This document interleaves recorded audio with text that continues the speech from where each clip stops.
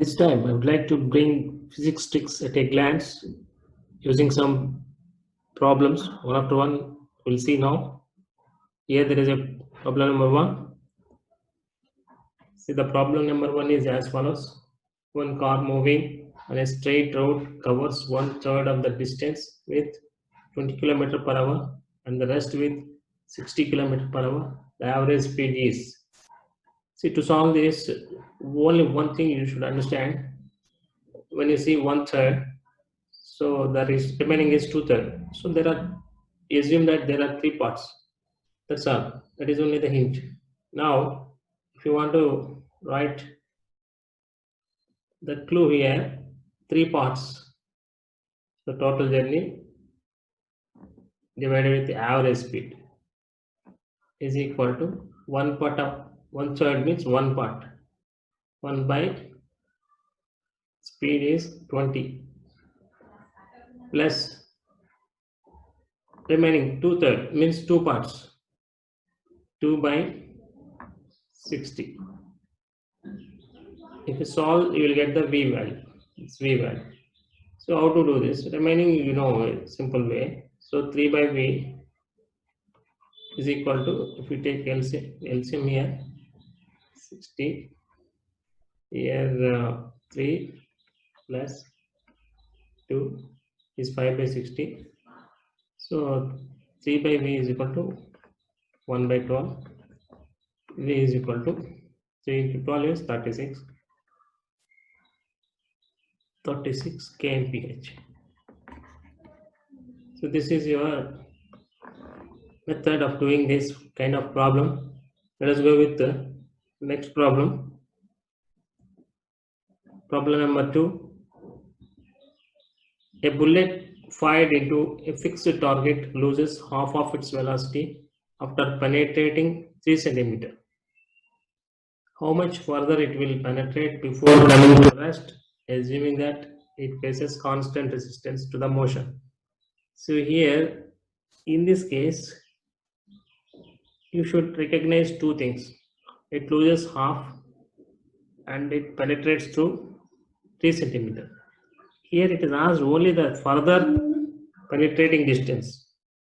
To find that, let us say x. If you want to further penetrating distance x, simply whichever recognizes data. So here half, it reduces by half. So that half means in that 2 square minus 1 into, in the first case, what is the penetrating depth? 3 cm. So if you answer this, you will get the answer. 1 by 4 minus 1 is 1 by 3 into 3. How much is 1 centimeter? This will be your answer.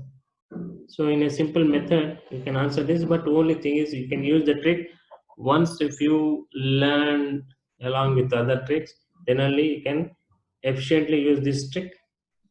Let us go with next problem. Problem number 3. If a car covers 2/5 of total distance with v1 speed, 3/5 distance with v2 speed, then average speed is. See, if you want to answer this, how many parts are there? 5 parts. So total 5 parts by average speed, we call as v. And first 2 parts with v1. Next 3 parts with v2. Solve for v.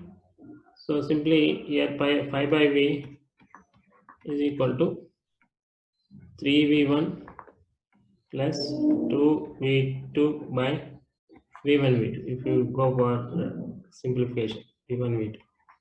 So then v is equal to 5 v1 v2 by 3 v1 plus 2 v2. Now we will go with problem number 4. A particle experiences a constant acceleration for 20 seconds after starting from rest. There is an important point. If it travels a distance s1 in the next first 10 seconds and a distance s2 in the next 10 seconds. So first 10 seconds and the next 10 seconds distances are given. Oh, together, if you want to say in 20 seconds it traveled s1 plus s2 distance, then simply if you can able to write this, you will get the answer. Total distance is s1 plus s2 divided by earlier the first case distance. This is equal to 20 by 10. 20 means 10 plus 10, 20 whole square. This is actually 4. 2 square is 4.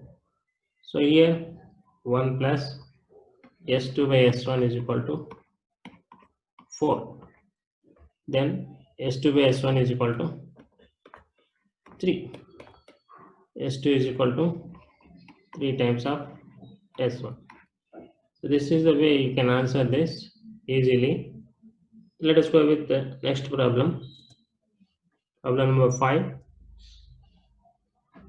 A particle starting from rest, again looks like the earlier problem. A distance x in the first 2 seconds and a distance y in the next 2 seconds. Then what is the relation between y and x? So total distance is x plus y. So if you could able to write x plus y is the total distance by what is the distance in the first case, it is x. So total time is 2 plus 2, 4 seconds, and in the first case it is 2 seconds. So whole square, don't forget this square. Then this is a 1 plus y by x is equal to 2 square is 4. Here 2, 4 square is 4. So y by x is equal to 3. So y is equal to 3x. This way you can answer this very easily. Let's go with next problem. Problem number 6. One stone is dropped from a height of 300 meters. Simultaneously, another stone is thrown upward with a speed of 100 meters per second. How much is the time after which both the stones will crash? What is the height from the ground at which they crash? To answer this, it's a simple way to, if you look into this, there are two stones. One is dropped from a certain height. That height, if you divide with the speed of the second stone with which it was thrown up, you'll get the time after which they meet. If you want to know t, just divide this 300 with this 100, then you'll get the answer. So 300 by 100. So it is equal to 3 seconds. Now it is asked again. Simply now you got the time after which they meet. It is asked again the height from which they meet each other. So to find that, h is approximately equal to this height 300 minus 5 t square. If you do this, actually this 5 is actually assuming that g value is assumed that 10 meter per second square. So based on that, I have taken here 5. So just proceed further. This 300 minus 5 into t square. T square is 9. It is 45. 300 minus 45 is 255 meters. This is the answer for this question. Let us go with next problem. Problem number 7. If the momentum of a body increases by 20%, then find the percentage increase in kinetic energy of the body. Actually, many problems in physics will look like this. If certain parameters increased by certain percentage, what is the dependent parameter? How it increases or decreases, changes, we have to find. So there is a simple trick. Just if you learn this and apply in other places, you will get the answer. Here, the relation between the kinetic energy and the momentum is k is proportional to p square, provided same body, the same body. So here, if you just see this 20%, then just simply I will write the answer 44%. How? Simple. So just do 12 square minus 100. That will be our answer. 144. 12 square means 144 minus 100 is 44. Not only for this, you can apply this for 30% if you want. 30% means if you can write 30 square minus 100, actually 169 minus 100 is 69%. 69%. Okay. Next, if you go with 50%, you can practice like this. Just I am showing you. So 50% means could able if you could able to write 10 square minus 100. See 225 minus 100, it is 125. 125. Don't disturb him. Yeah, let him sleep. Okay, let us go with next problem. Problem number 8. A balloon is going upward with a speed of 12 meter per second. It releases a packet when it is at a height of 65 meter from the ground. How much time it can take for the packet to reach the ground? Here also, if you assume G value is required. I'm assuming it has 10 meter per second square.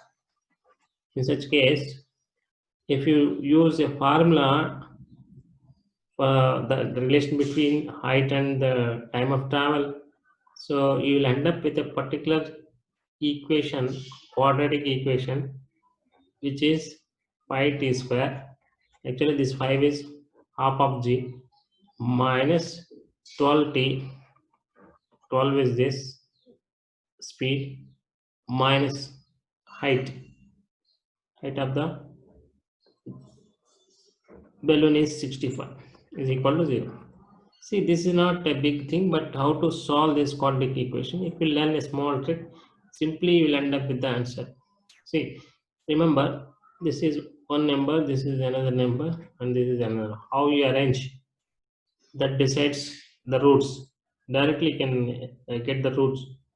This 5 into 65. It look like conventional method, but there is a small modification in that. Here minus sign is there.